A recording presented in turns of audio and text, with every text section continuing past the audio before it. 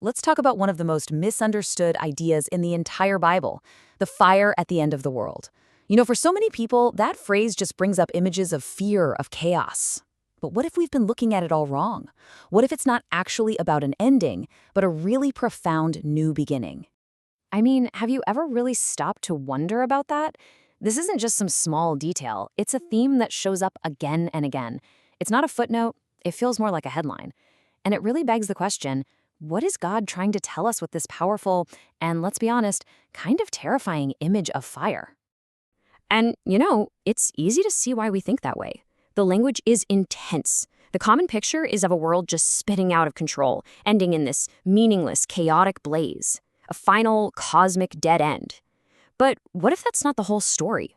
What if the Bible is actually pointing to something far more intentional, something with a purpose? Okay, now here is the absolute game changer. This is the shift in perspective. The Bible presents this fire not as random destruction, but as purposeful purification.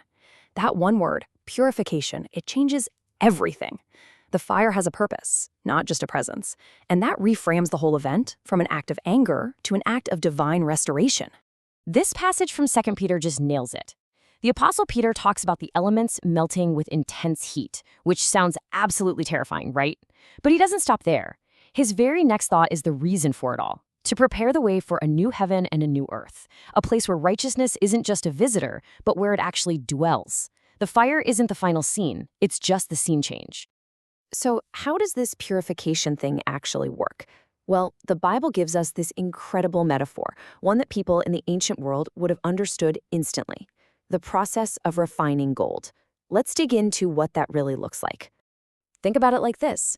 A goldsmith doesn't throw a lump of precious metal into a blazing furnace to destroy it.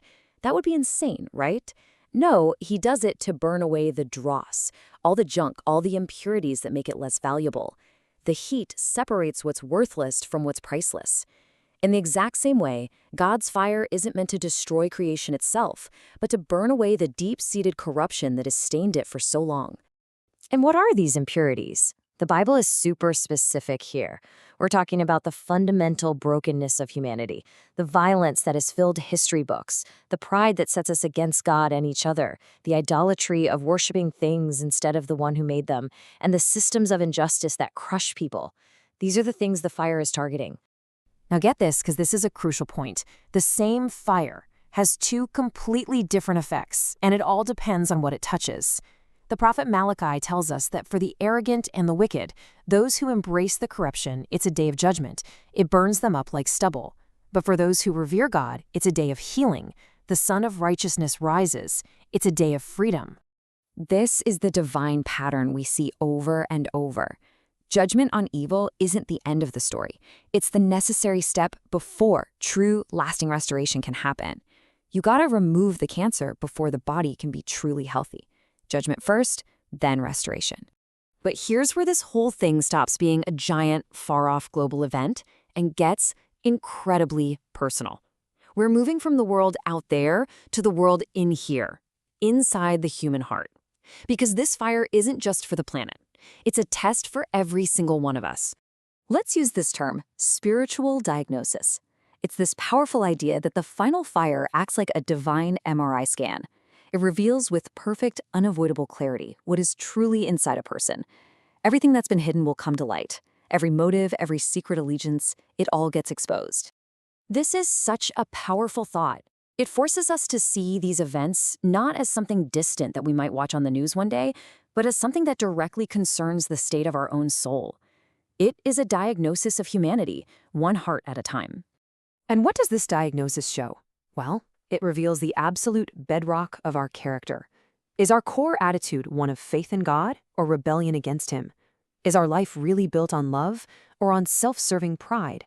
Are we aligned with truth, or have we built our lives on a foundation of lies? The fire tests what we're really made of. And this brings us to the most critical question of all, doesn't it? We can talk all day about purifying the earth and its systems, but what about the source of all the corruption in the first place? What about the human heart? How can it ever be made ready for a fire like that? And the biblical answer is unwavering. We can't purify ourselves. It's just not possible. Our good deeds, our best efforts, they're just not enough to stand up to the refiner's fire. True, lasting purification of the heart is a gift. It's received through faith in the sacrifice and resurrection of Jesus Christ. He's the only one who can make a heart pure enough to pass the test. And this brings us to the ultimate goal, the whole reason for the fire. See, it's not just about cleaning up the past. It's about preparing the future. It's about getting the world ready for its true king and his coming kingdom. The Bible talks about a coming age, often called the Millennial Kingdom, where Christ will physically return to rule this earth for 1,000 years. And this isn't some vague spiritual metaphor. We're talking about a literal kingdom of justice and peace established right here on a restored and purified planet. It's the world as it was always meant to be. I mean, just take a second and imagine what that world will actually be like. A world where justice is the law of the land, not a rare exception. Where peace finally, truly overcomes violence. Where truth is the standard and deception has no more power. A world where righteousness is the very air that you breathe. That is the purpose of the purification.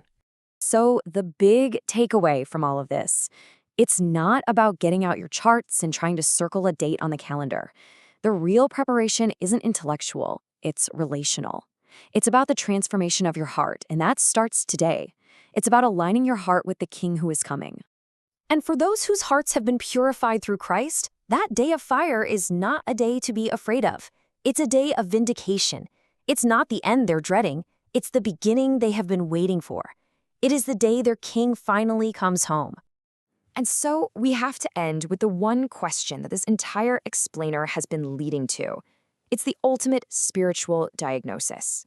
When that final fire comes and reveals everything, what will it find inside of you?